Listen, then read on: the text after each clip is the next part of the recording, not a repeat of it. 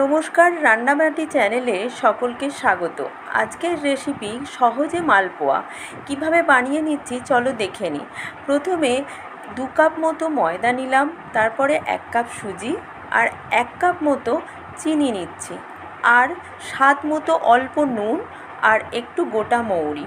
এবার এটাকে ভালো করে 2 কাপ দুধ দিয়ে প্রথমে গুলিয়ে নেব, একটা স্মুথ নরম ব্যাটার তৈরি করে নেব। প্রয়োজন হলে পরে আরও একটু দুধ অ্যাড করব। যে কোনো পুজো বা জন্মাষ্টমীতে ঠাকুরের ভোগে আমরা মালপোয়া দিয়ে থাকি, তাই খুব সহজে যদি বানানো যায় তাহলে খুব সুবিধা হয়। তাই আমি চেষ্টা করেছি খুব সহজে কিভাবে মালপোয়া বানিয়ে নেওয়া যায়। এই যে ব্যাটারটা গুলিয়ে একটু ঢাকা দিয়ে রেস্টে রেখে দেবো এই 10-15 মিনিট মতো, যাতে সুজিটা নরম হয়ে যায়।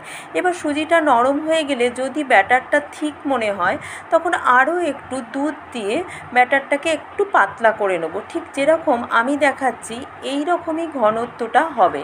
এবার আর কিচ্ছু না, কড়াতে সাদা তেল গরম করে একটা একটা করে হাতার সাহায্যে অল্প একটু করে ব্যাটার দিয়ে গ্যাস কমিয়ে ভালো করে এপিট ওপিট করে ভেজে নেব। গ্যাসটা কমই রাখতে হবে, না হলে ভিতর থেকে ভালোভাবে ভাজা হবে না। তার জন্য এইভাবেই সবকটা মালপোয়া আমরা ভেজে নেব। তোমরা চাইলে এগুলো চিনির রসেও দিতে পারো, আবার এইভাবে শুধু শুধুই খেতে পারো।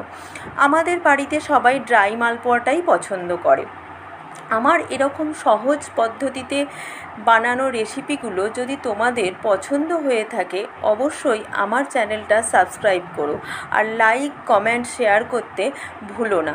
আমি সবসময়ই চেষ্টা করি যাতে আমাদের ব্যস্ততার দিনে সহজে এবং চট করে যে কোনো রেসিপি বানিয়ে নেওয়া যায়। আমি তাই এই রেসিপিগুলোই তোমাদের সাথে শেয়ার করে থাকি। এই দেখো, প্রত্যেকটা মালপোয়া খুব সুন্দর ফুলবে। আমি যেভাবে বলেছি সেই মাপে যদি করো, আর প্রচুর নরম হবে, খেতে খুব সুস্বাদু লাগে। সন্ধ্যের চায়ের সাথে অথবা স্ন্যাক্সে আমরা এই মালপোয়া খেতে